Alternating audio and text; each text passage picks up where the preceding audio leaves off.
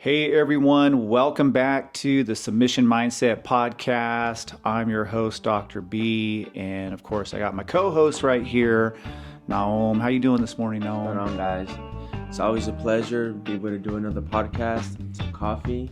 Yep, got my coffee. We're always doing these podcasts, just so you know, in the morning, and perfect time to get caffeinated and get our day started in a good way.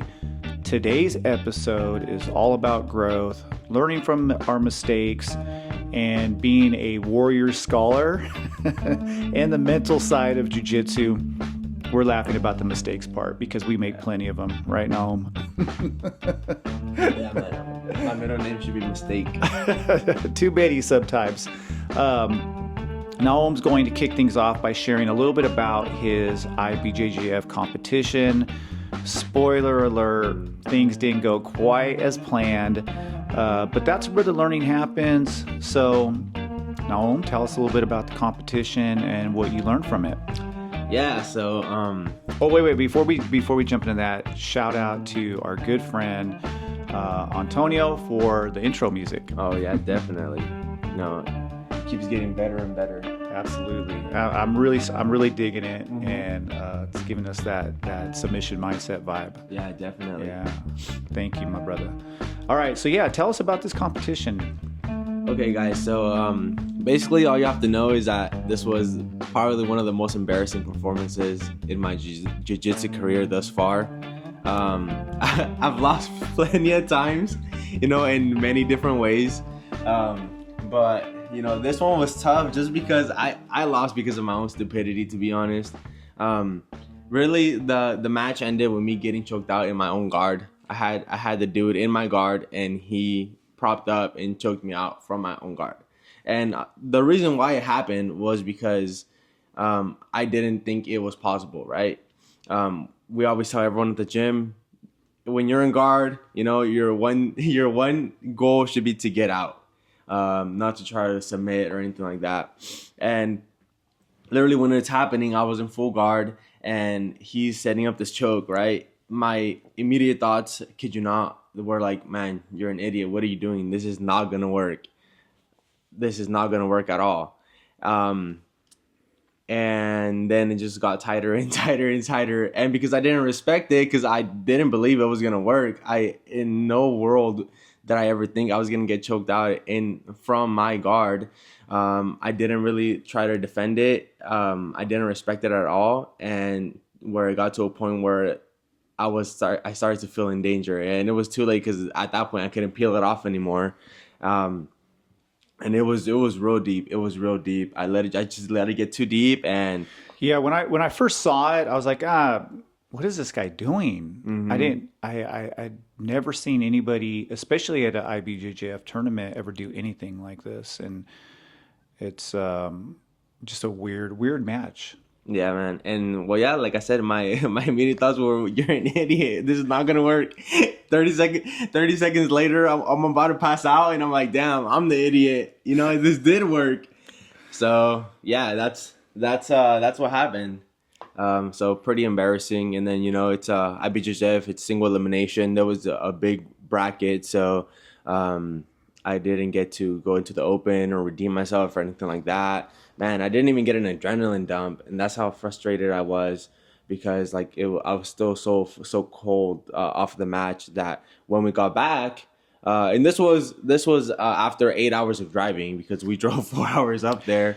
Became a meme, and drove 4 hours back. When I dropped you off, I went straight to the gym because I needed still some physical release, man. I was pissed off, frustrated, and then I had my adrenal glands in my lower back just full because it never released. So yeah, I had to go work out.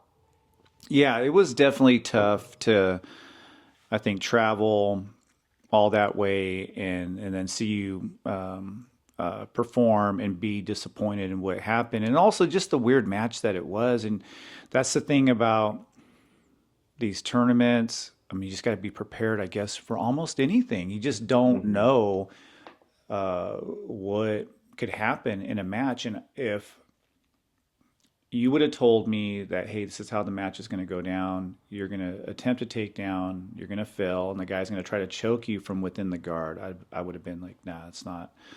That's not something that you typically see at an IBJJF tournament. But obviously, the choke was effective, right? It got you to tap. And let me just, for those of you who are not familiar with my co-host Nahum, he's just not the kind of person who's going to tap to some bullshit. And so, obviously, the choke was pretty deep. And there was a point near the end of the match where, at first, I was thinking, I don't think he's in any danger. And then I was just like, I don't know. I think this choke is pretty deep. But yeah, I would have never thought that would have happened. The initial what happened with the initial takedown? Is there any mistakes there? Yeah, so I went for the cross collar drag.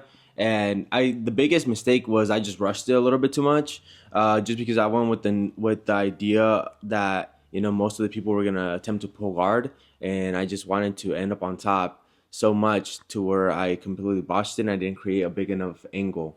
And so when I did the cross collar drag, I ended up on the inside with both legs, so I wasn't able to come up. He did a big back step and he ended up on top. Yeah, they gave him guard passing points for that.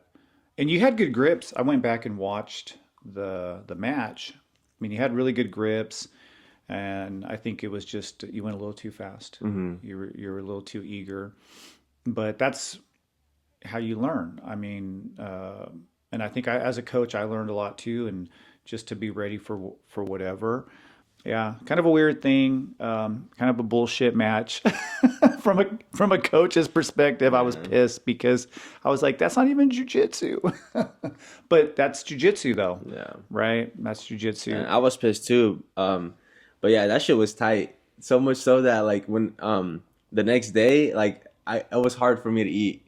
Like that's how tight it was. And during the match, well, I wasn't gonna tap because it hurt, but I started to go out, and I already ended up at meme. I didn't want to end up like a highlight reel getting slapped. I'm glad you tapped. I'm glad you tapped. If you would have passed out, I probably would have jumped over the fence to go help you. Then I would have been a meme. I would have been the meme right along with you. That's funny.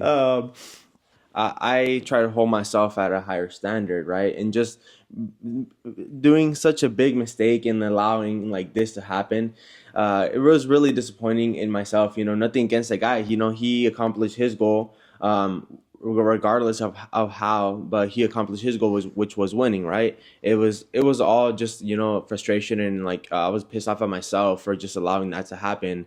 But more so, I realized that no matter how many times like I'm gonna lose, I don't think I'll ever be discouraged to continue to compete. And I think that comes from like clarity in terms of what I want to accomplish. And so I'm glad we're bringing this up because going back to a couple of our other episodes when we talk about like the imposter syndrome or just being afraid to look dumb, like sharing the story is embarrassing. It's embarrassing. A lot of people were asking me about how it went. It sucks to have to say, hey, I fucked up and this happened in such an embarrassing way. But that's when you have to realize that first you have to own your mistakes, and you have to learn and grow from them. Because I could easily gone the other way and be like, you know what, coach, I'm done. I'm not gonna compete anymore. I'm not gonna train anymore because such a silly thing can be so discouraging. But I do have a plan. I have good clarity of where I want to get competition wise and just in jiu-jitsu in general. So I'm just gonna use this as motivation, as like a learning experience to make sure that regardless if I feel in danger or not, make sure I address it, because you never know like how effective something is, and it's at the end of the day, whether it's jiu-jitsu, MMA, boxing, it's a fight game and anything can happen. And I think that's a good segue into the real theme of the show, which is the idea of the warrior scholar. And I know that a lot of people assume that if you're an athlete, you're a dumb jock. That's the stereotype, right?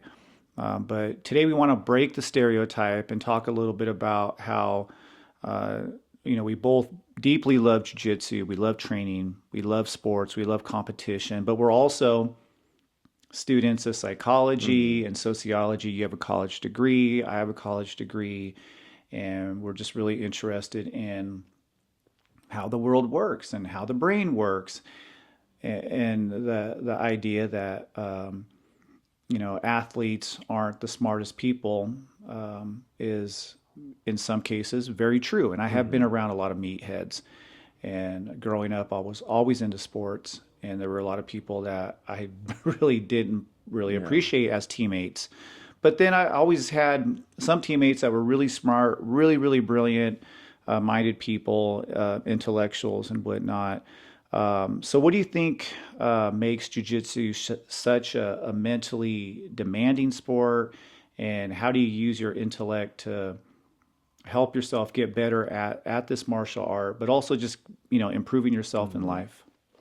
Well, the first part, I feel like the one of the reasons why it intrigues a lot of intellectuals is because of the whole notion of how in jiu-jitsu you don't have to be the biggest person, the strongest person to still be very effective. And I think since jiu-jitsu is kind of adapted into that from the beginning, that whole like culture started to emerge of just a lot of maybe previously they weren't athletes, but through the this idea of being the smaller person, still being able to use your opponent's weight and aggression against them. I think that's what intrigued a lot of people to try it out. And now you have savants that are both like mentally like insanely smart and physically like capable. Yeah, and you can train your body to get the most out of what God gave you in terms of your biology, your genetics, and what have you. And what I love about jujitsu is that if you're not as physically gifted as, say, somebody who is just born physically strong, quick, fast, or whatever, it doesn't matter. You can use your intellect and you can use your mind and train wisely, train with purpose, have a plan, and get so good at jujitsu. I've seen so many people at these tournaments where you look at them and you would never know this person was as gifted in jujitsu until you see them on the mat and you see them inverting and you see them just doing some things with their body that very few people can do. And I do truly believe that all of us, it doesn't matter who you are, it doesn't matter if you're somebody who's been in sports since you were 5 years old or somebody who never did sports, you can pick up jujitsu and become really, really good at it. You just have to train with purpose. You have to train smarter, not necessarily harder. And that's something that I think I've learned over the years. And my background in education has really taught me not to look at athletics just purely from a physical point of view, but look at it more from an intellectual point of view. Is like, what is the right way to train so that way I can improve my skill set, as opposed to just looking at, there's the brick wall, let me smash right through it with my physicality. Jiu-jitsu's I think it's easy to like see like who has like high fight IQ, and like this whole idea of fighting IQ is pretty interesting because, well, first, like what is IQ, right? Like in a general a general spectrum, IQ is it's a measure of intelligence, but it's not really how much you know. It's like it measures like your ability or your capacity to learn, right? Your capacity to learn, yeah. And so, and in a jiu-jitsu scenario, like fight IQ goes with what you're saying, training smart, and not just like 100% every day. For those that are physically gifted and can do that, that's awesome. Not everyone can do that, and so preparing for competition in the right way, developing your game to fit your physical attributes and your personality, and then the lasting the experience of being in a competitive setting, because how like, well, general IQ is the capacity to learn, I feel like in the fighting world, fight IQ not only is having the knowledge, but having the capacity to adapt during the fight, right? And I feel like that's what really makes it really interesting. Yeah, absolutely. I like this idea of fight IQ and just figuring out what's best for you and your body type, your age, and also your goals as well. And I think that uh, what I love about jujitsu is that it's so complicated, it's so dynamic, and Hmm. it does force you to have to think a little bit. And for those practitioners who are maybe a little bit more physical, maybe they have somewhat of an advantage over somebody who's not very athletic, but it's not really what I see when I look at competition. I just see a lot of really scrawny, skinny people out there, Hmm. just man, really, really good at this sport. So I really love that part of Hmm. jujitsu. And it fits in well with my personality. I feel like I'm a very curious person just about life and just about how things work in the world. And I feel like you're the same. So I know that you have some notes, and I know Yeah. you were sharing with me. Can you go through some of the things, some of the topics that you Yeah, have? so And talking yeah, about this like this warrior scholar like ideal, right? The scholar athlete. Um, uh, I came across this quote after my tournament, right? And it just stuck with me because a lot of the times, when I'm training, I embody this, intellectual training, like being so calm and reserved. And then, but when I'm in the competition setting, that's been a little harder for me to just switch in terms of like when I'm actually in the match. When I'm getting prepared for the competition, I'm kind of just like all cojones, like let's go, like without a plan. So I think that I have different aspects of like being like intelligent and preparing intelligent, going back to like the fight IQ, but at the same time like I drop the ball when it comes to like the competitive setting. And so the reason why it stuck with me was because that's like a part of my life that I'm still like developing and trying to understand. And so this whole idea of like the scholar athlete came from an old like ancient Greek historian and military general named Thucydides. He was actually one responsible for like writing the book on the Peloponnesian War. So in the quote goes, the society that separates its scholars from its warriors will have its thinking done by cowards and its fighting done by fools. And that just stuck with me because I had just went in there all gun ho, ready to win, and then such an idiotic mistake and I lost, right? So that's why it just had such a powerful message. So then I just went down a rabbit hole. I was like, man, I love these ideas of just being like an intellectual and like a real athlete as well. And it just goes back to like a lot of ancient Greek philosophers that were warriors and athletes as well as like great thinkers. yeah. Can you go through some of the people that you had Yeah. researched? Because the discussion we were having earlier is really interesting. So first and foremost, there's Socrates. Socrates is the what the Socratic irony, one of the most prominent and like biggest philosophers of all time, Hmm. and he was actually a warrior as well.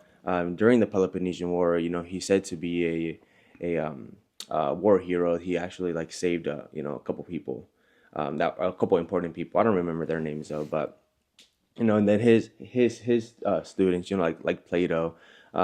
Plato's name was is actually Aristocles. That's his like birth name, right?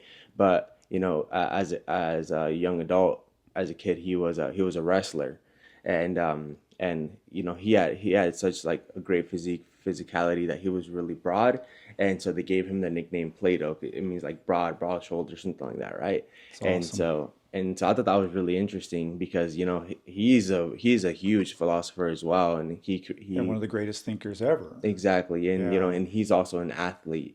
And so and not only that, but to have a nickname based off of being a greatest thinker, but have a nickname that comes from your athletics, I think that's pretty cool.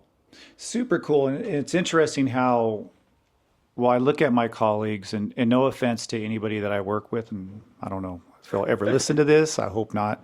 After I say what I have to say, but a lot of the people that I work with, they look physically weak.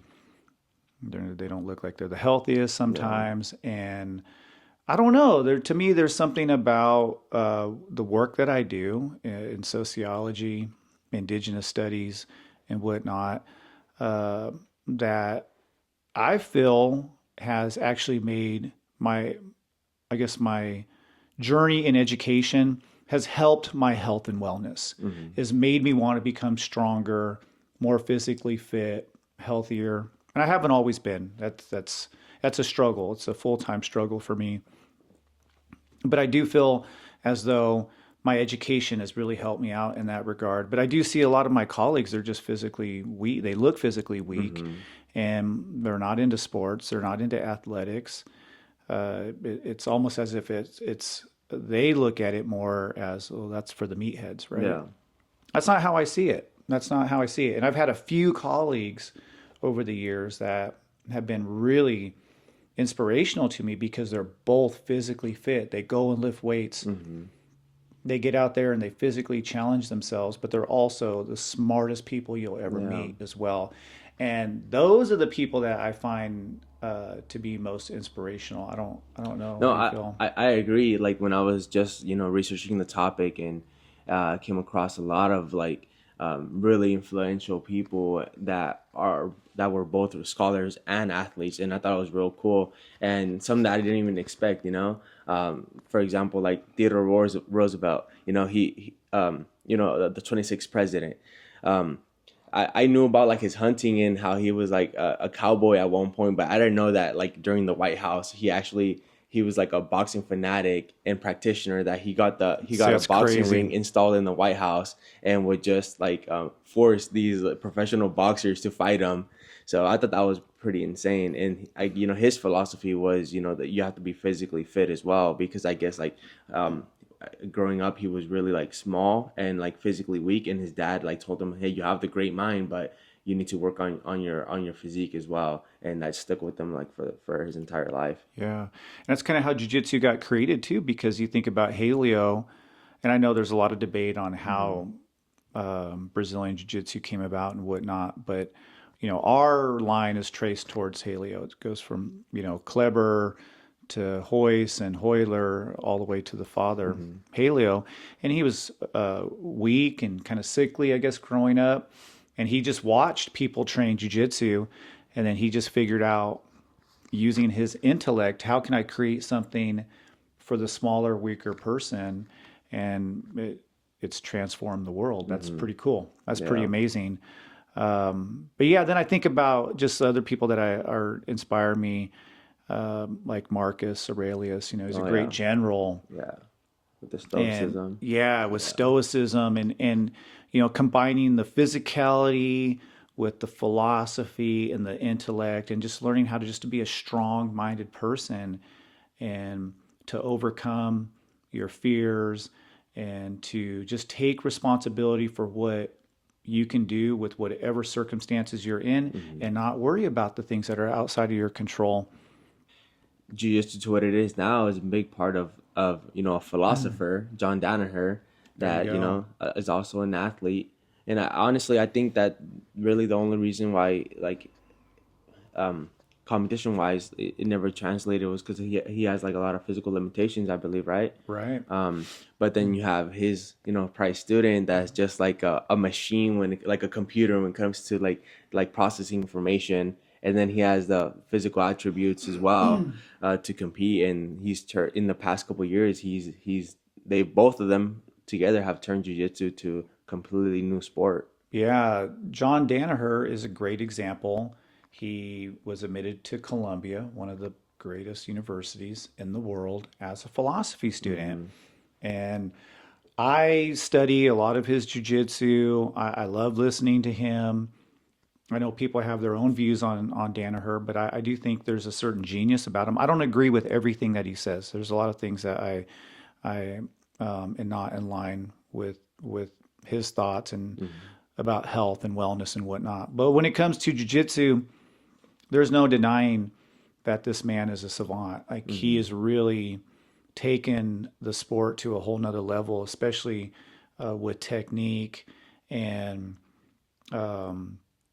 just exploring just aspects of training that I think a lot of people just ignored for a lot of years, whether it be the leg lock game or stand up, just everything. And he's just, I don't know, he's just so crazy impressive to me as a teacher.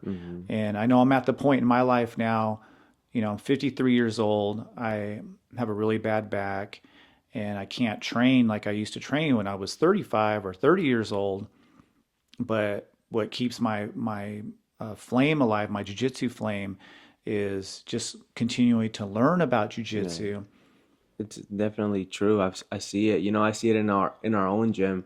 We have so many like actual like embodiments of like scholar athletes. We like do. Spencer, like lawyer, lifelong martial artist, great jiu-jitsu. Real strong as well and real smart when he rolls.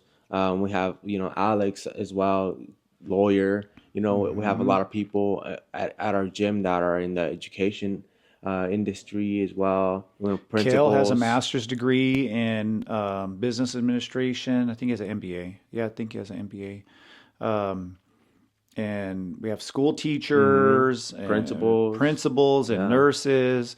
And yeah, jiu-jitsu is definitely a type of sport that does attract people who like to use their mind. But what's great is that, we also have a lot of guys that just like to go for it. And that's perfect too. Yeah. And that's the thing about training is that, you can be that person. There's a place for you. Or you could be the scrawny, skinny, weigh 110 pounds like Brenda, right? And you could still come in and train and become really, really good at jiu-jitsu. And like I said, I just feel that always goes back to what I tell people is jiu-jitsu is for everyone. But I think there's a lot of people who are intellectual or they like to read, they like to learn, but they think that athletics isn't for them. Yeah. And that's not the history of athletics. And you've shown that just by demonstrating all these different philosophers who were all into sports, all these different generals who were amazing intellectuals. And I think that's something that is pretty cool. And one that I didn't even talk about was was Xenophon. He was actually like a Greek mercenary. He fought like alongside like the Spartans as well. And he's right now arguably one of the best historians as well as writers. He wrote a lot. Same thing with him. A scholar, athlete, warrior. And just there's so many like examples in history that the samurai. They wrote poetry, literature. They were some of the great thinkers of the world, and they'd cut your head off. They were badasses. Yeah, that's true. And but they were super, super smart people, whether it was military strategy or just learning how to control your fears, how to keep your adrenaline under control when you were out there, fighting, for your life. I don't know. That kind of stuff just really is interesting to me. And I've always had a lot of just like personal struggles and things that I've had to work on with myself. And I just feel like, jiu-jitsu and sociology and psychology has helped me out with that a lot.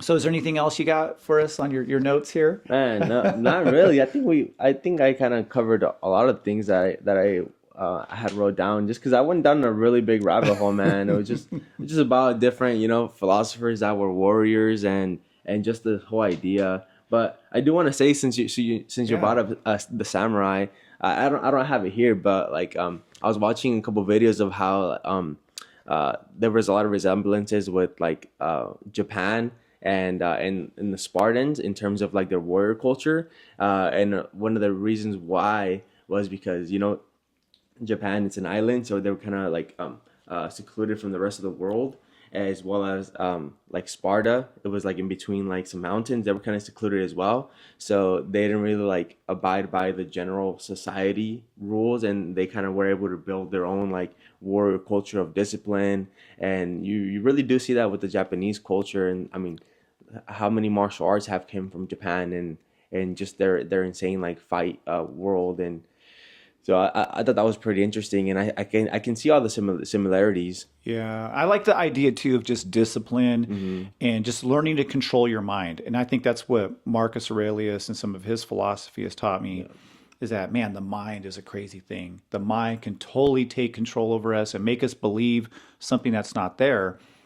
And I think what martial arts and sports can teach you is to get all of that under control for that. And I always tell people, as hard as my life has been at times, sometimes from my own mistakes, my own bad choices, not being responsible, even though I have not always done the right thing in life and made a lot of mistakes, I just feel very blessed. And I feel like I've lived this charmed life. Like, man, I can't believe I have the life that I have. And I want to be a good example, for my children, for my family, and for my community. And I just don't want to just let my health go. And I don't want to just gain weight and not be healthy. And I feel like I want to be a good example. And I don't know, what are your thoughts on that? You know, what you said earlier ties in well with this right now about like being mentally strong and being able to control your mind. I feel like it's never one or the other, right? Like being very physical and having like a nice physique, like it directly correlates with being mentally strong. Because if you can't control your mind, you can't control your cravings, your urges. You can't control your mind to where you're able to push through a tough workout. You're never gonna get the physique you want. You're never gonna be able to learn jujitsu and stay in practice for years after years if you can't control your mind and can't maintain that discipline. Great point. So I think that goes well with that. In terms of like people that are very unhealthy, they have higher propensity of having mental issues. And that's like a fact. Yeah, no, without a doubt.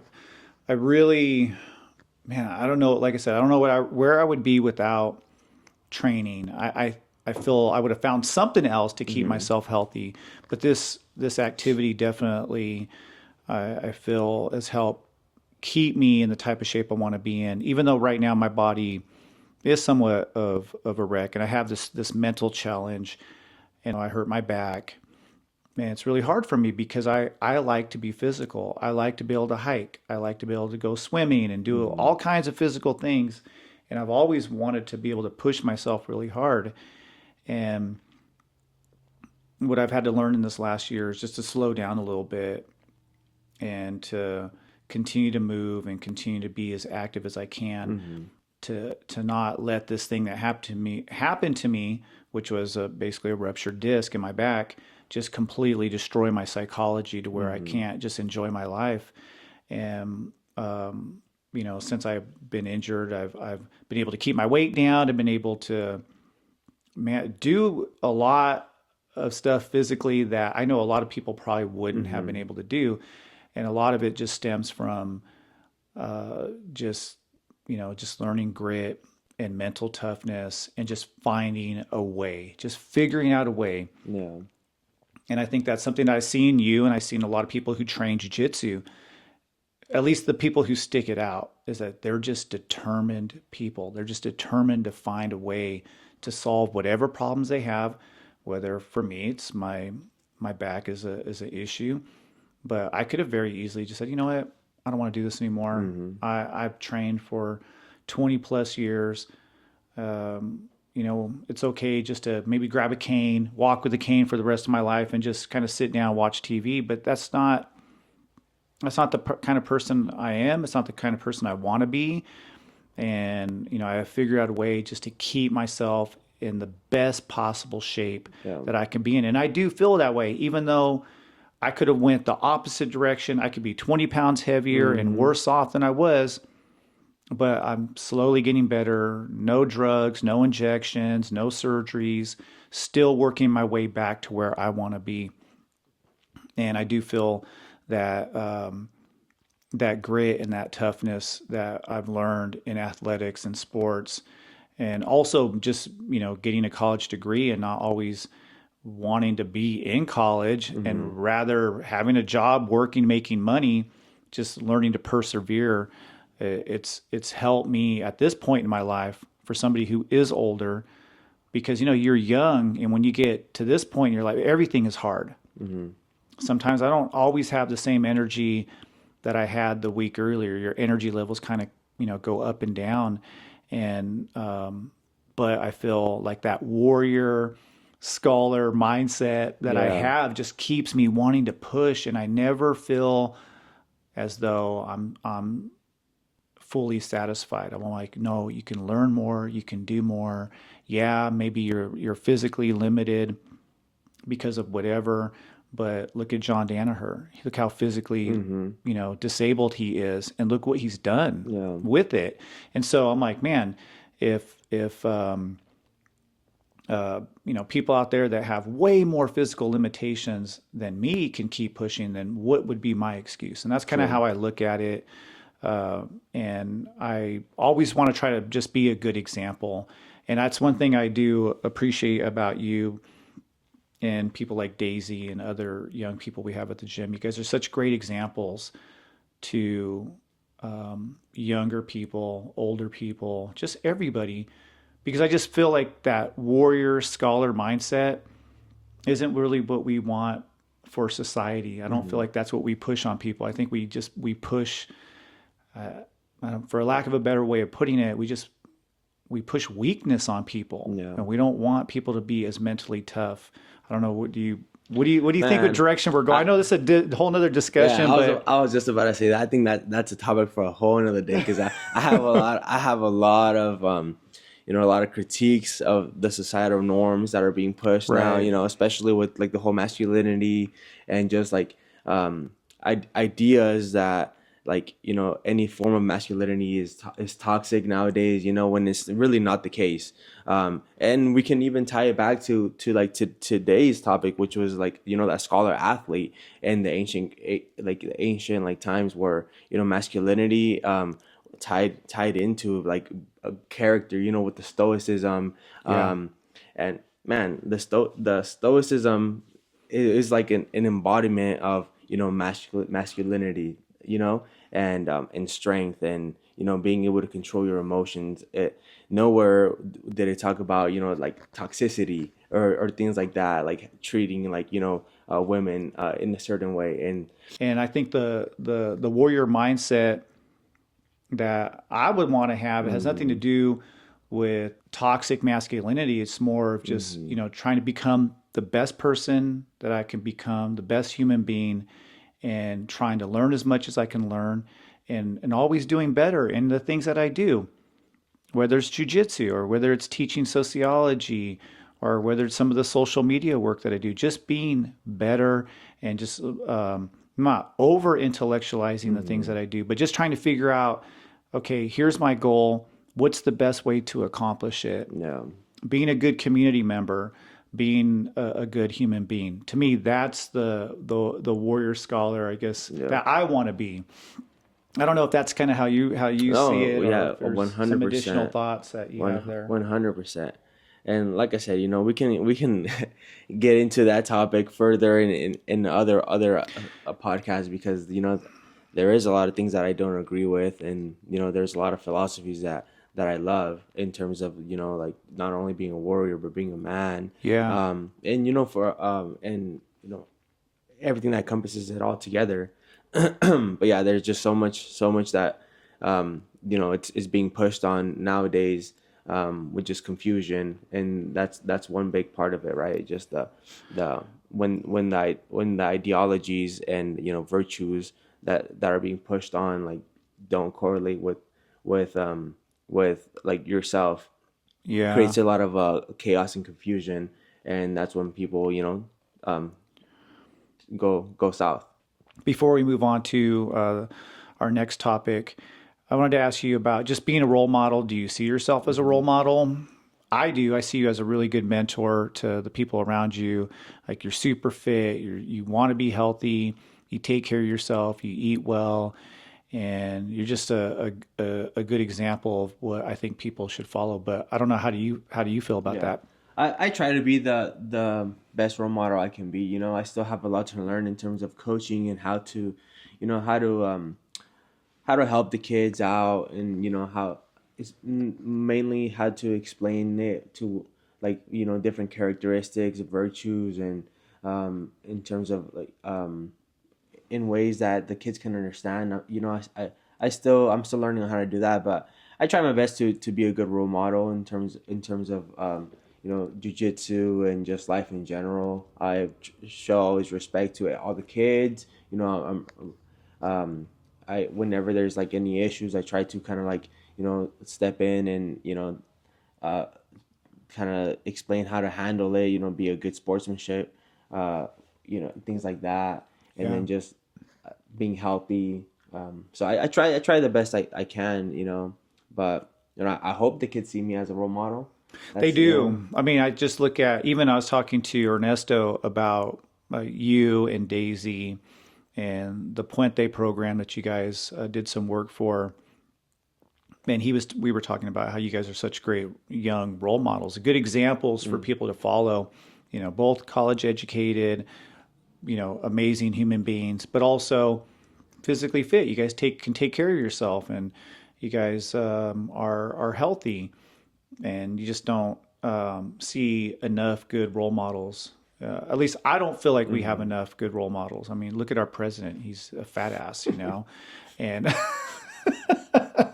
I don't know why he came to mind as not a very good role model, but and I know that there's a lot of people out there just struggling with their health and their wellness, and it's just good to see people like yourself, young people that care about being fit, care about their health, and want to improve. Yeah. It's the craziest thing about being healthy is that when you're around people that are unhealthy, they make fun of you for trying to be healthy.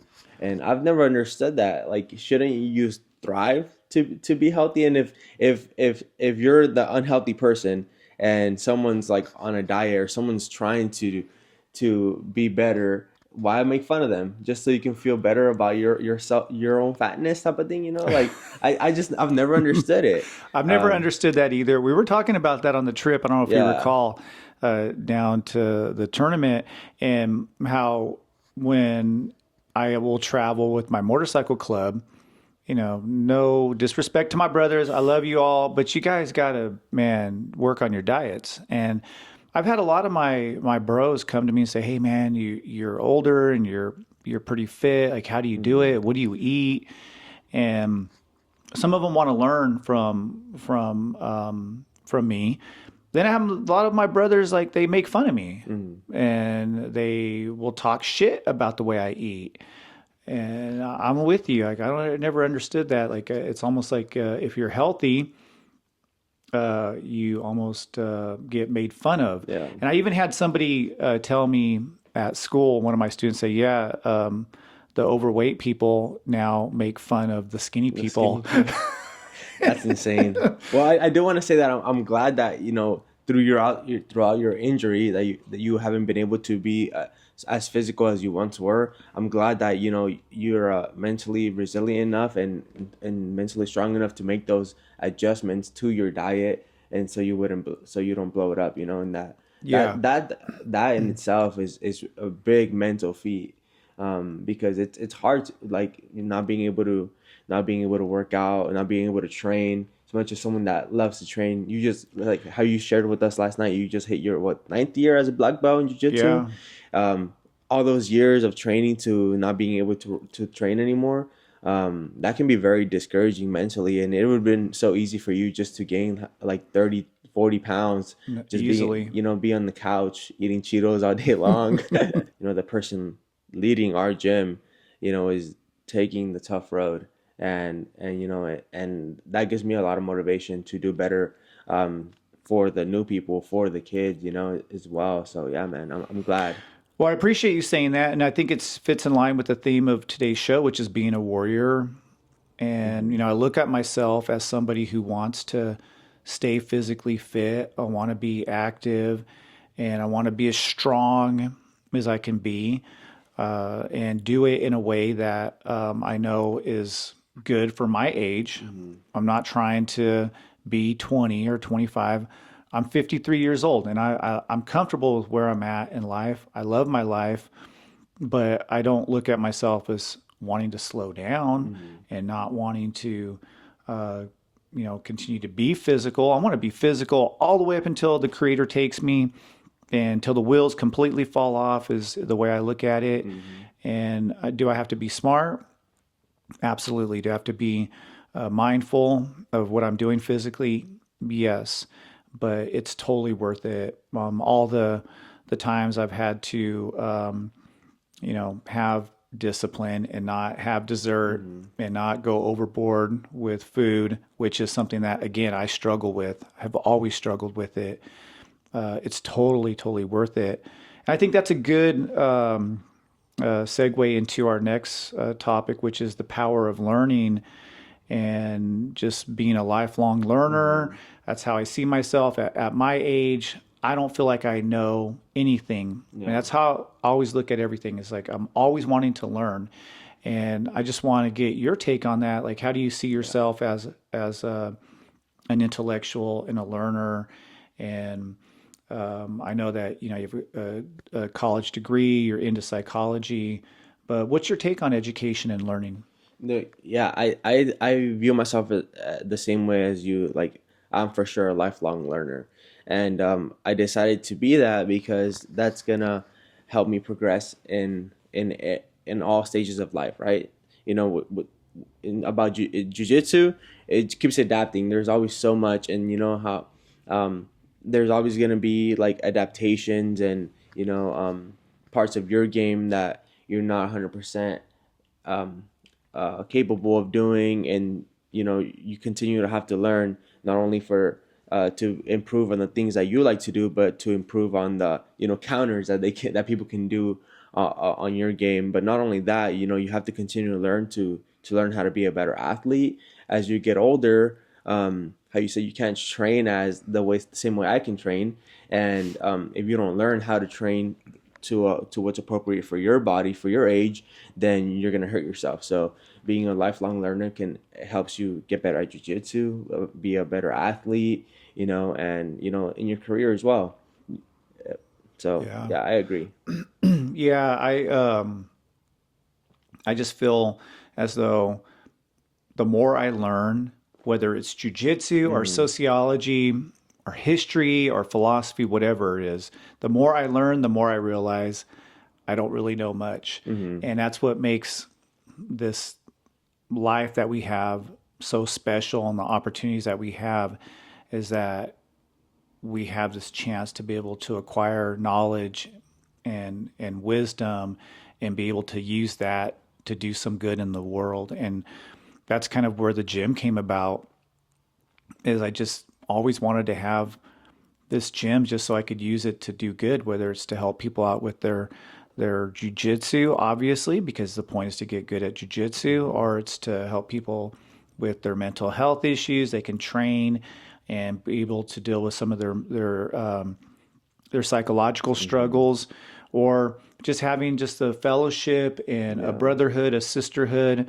being around good people in a good, healthy environment. And I just how to do that the best way I can do it, and not ever thinking, oh, I know everything. Even when I teach jujitsu, I try to really try to tell the students, and I've been doing this, been a little bit more self-aware lately, and telling the students that just because I'm teaching you the technique this way doesn't mean that I don't want you guys to be creative and to look at other ways that you can make these techniques work for you. And I know Will was asking me about single leg X and X guard. He's like, hey, I really like to hold the leg like this, feels really good for me, and I don't like to put the leg on my shoulder. Is that okay? I'm like, 100%, it's okay. develop your jiu-jitsu that is unique to you and what feels comfortable for you, as long as it works, and never being dogmatic and never thinking, well, I know it all. This is how it has to be done. It can't be done any other way. I just That's think that's a true. bullshit way of living. And the moment you stop learning, you stop growing for sure. Oh, without a doubt. There's Yeah. always something more to learn, whether it directly impacts what you're doing or it's tangential. But there's always something else to learn. Yeah, definitely. So I'm just curious for you, how has studying psychology helped your jujitsu? Well, first and foremost, it's allowed me to understand the type of person I am. And in jujitsu, when you first start off, it's all about the ego. And psychology helped me understand what the ego really is. And so that was the first hurdle, just not coming in and not hurting myself because I was too egotistical, thinking that I'm not gonna let anyone tap me out during training. So much so to where I let someone snap my arm. And Yeah. a lot of people go through that. I feel one because they don't understand what the ego really is and how to get past that. So I think that was one of the biggest key points to where I already understood what that really meant, and so it was okay for me to to begin jujitsu, and not only begin jujitsu in terms of not getting tapped, but also allowing myself to be vulnerable enough to learn. And it goes back to the same thing as making mistakes. I know earlier today I brought up Teddy Roosevelt, but also he has one of a great quote saying that the man who doesn't make a mistake is the man that doesn't do anything. So, Oh, yeah, that's perfectly said there. and that ties in perfectly with the psychology. You're too scared to do anything, you're never gonna make a mistake. But if you allow yourself to be vulnerable, learn new things, you're gonna be making mistakes left and right until you're not. Yeah. And I just thought of a different quote. A coward dies 1,000 deaths. A soldier dies Yeah, but once. that one's sick. Yeah. Yeah. And you have to learn to control your ego. You got to learn to control your fears. And I think when you let your ego get so big that you're not trying new things or stalling your learning, that's a problem. That's definitely a problem. And I think jujitsu and psychology and sociology work really well together, because if you want to get good at jujitsu, you're probably going to have to overcome some kind of psychological hang up, whether it's you feel like you're not an athlete, oh, I can't do this because I've never been into sports, or whether it's maybe you just don't do well with getting your ass kicked.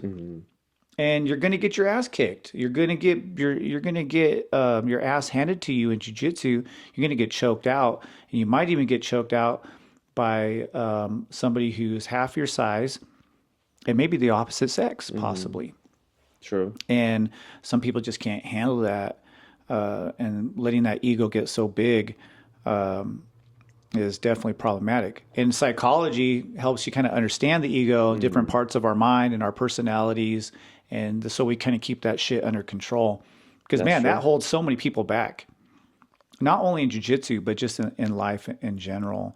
So yeah, any more thoughts you want to share about psychology and jiu-jitsu? I actually like the idea of compartmentalizing.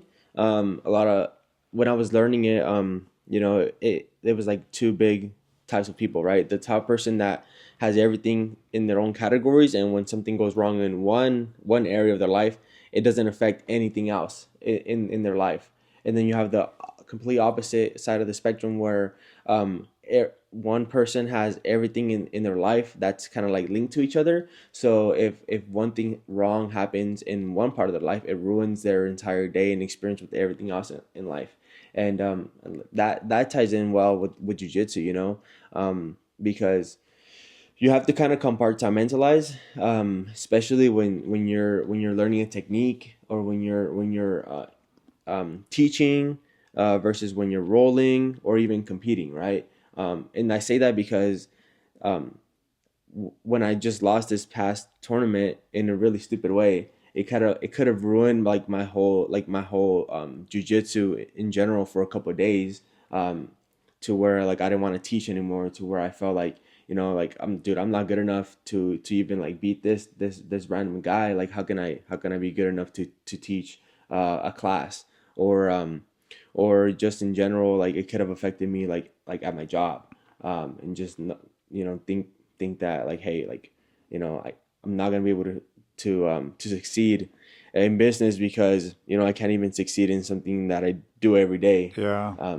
So compartmentalizing, I think it's a pretty big part. Well, the last thing I want to talk about today, I just want to get your thoughts, and this kind of ties into, I think, everything we've been discussing, is athleticism versus technique. And I know we've said this before, that jiu-jitsu is for everyone. Doesn't matter how athletic or unathletic you think you are. So what do you think about this idea of technique over athleticism? That works for me for sure. For sure. I'm not the, I'm physically fit, but when compared to other people, let's say like in my same age bracket, same weight class, sometimes I don't like, I'm not comparable to them. I think they're sometimes a little bit more athletic than me, a lot stronger.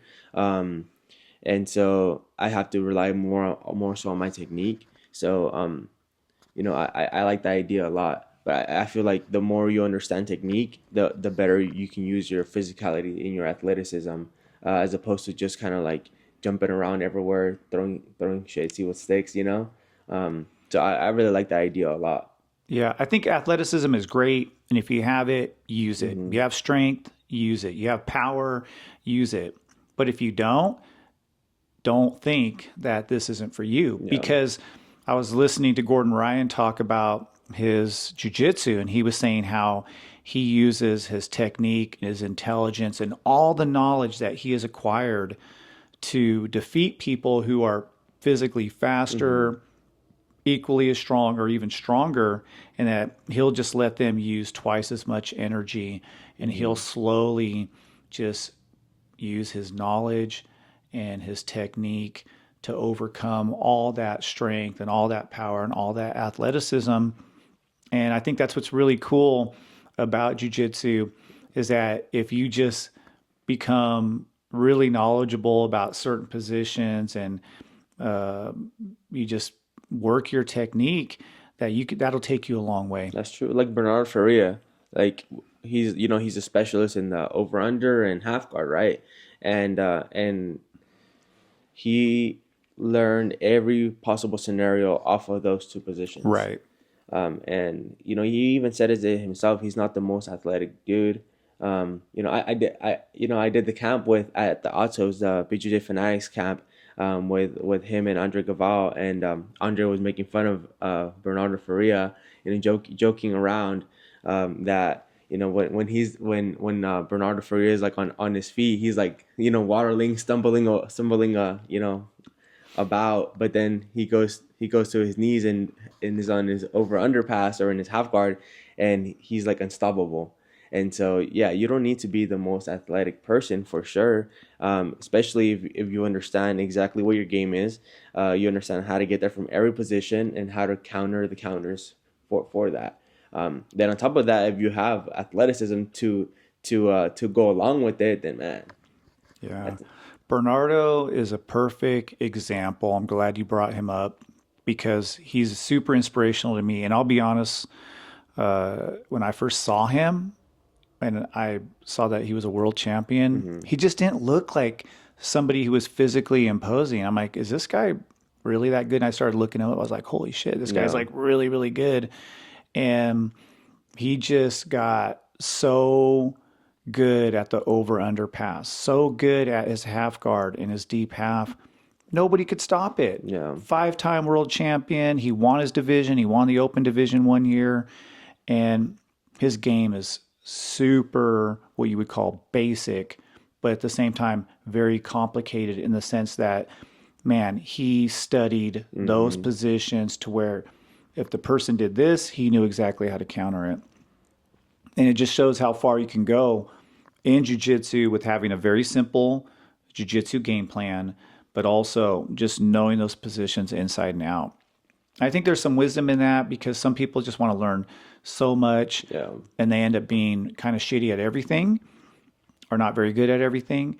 And whereas Bernardo's philosophy is that no, just get a few techniques and you study them until you just know everything about them, and then now you're unstoppable. Yeah. And I think that ties in well with like the scholar athlete, because it's not just about like being physically strong. It's about like taking the time outside of training to study the tape, study the technique and everything, and not just having to going to school and studying something else.